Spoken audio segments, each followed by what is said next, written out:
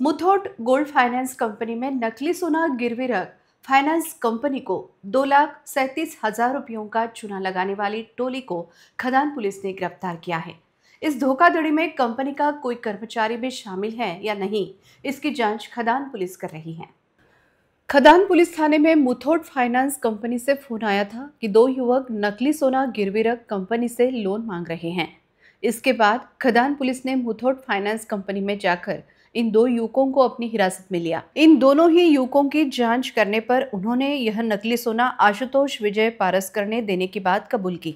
इसके पहले भी आशुतोष पारसकर ने मुथूट फाइनेंस में नकली सोना गिरवी रख 2 बार लोन उठाया था। नकली सोना गिरवी रख आशुतोष विजय पारसकर ने अभी तक मुथूट फाइनेंस से 2,37,000 की धोखाधड़ी करने की जानकारी सामने आ रही है। खदान पुलिस ने इस मामले में बड़ी उमरी निवासी आशुतोष विजय पारसकर, यश जितेंद्र उइके तथा चेतन किशन आवताड़े को गिरफ्तार किया है। इस धोखाधड़ी के मामले में एक संदिग्ध फरार चल रहा है। इस धोखाधड़ी के मामले में बैंक का कोई कर्मचारी भी शामिल है या नहीं, इसकी जांच पुलिस कर रही है। ऐसी जानकारी खदान पुलिस स्टेशन के थानेदार केदारे ने दी।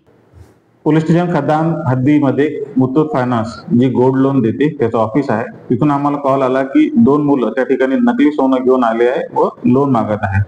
पोलीस त्या ठिकाणी गेली, त्या दोघा जणांना ताब्यात घेतल्यानंतर तिथं त्या मुथूट फायनान्सच्या तिथल्या अधिकाऱ्यांनी सांगितले की सदरचं सोनं नकली आहे व हे आम्हाला लोन मागत आहे। त्या दोन मुलांची विचारपूस केली असता त्यांनी एक आशुतोष पारसकर यांनी त्यांना पाठवल्याचं, हे सोनं देऊन पाठवल्याचं त्यांनी सांगितलं।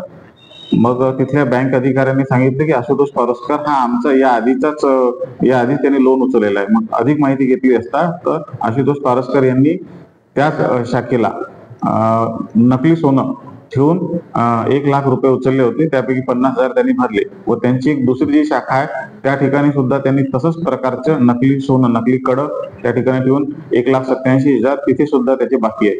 असं बँकेच्या लक्षात आलं की नकली सोनं ठेवून जवळपास 2,26,000 रुपयाची फसवणूक यांनी केलेली आहे। यांच्यासोबत आणखी एक चौथा जो आहे तो त्याच्यामध्ये मिळालेला आहे। आम्ही 3 आरोपींना अटक केलेली आहे। चौथ्या आरोपीचे आमची शोध सुरू आहे। या गुन्ह्याचा आमचा पुढील तपास सुरू आहे। या तपासामध्ये बँकेचे सुद्धा काही इन्व्हॉल्वमेंट आहे का त्या संदर्भात व इतर संदर्भात आमची पुढील प्रक्रिया सुरू आहे।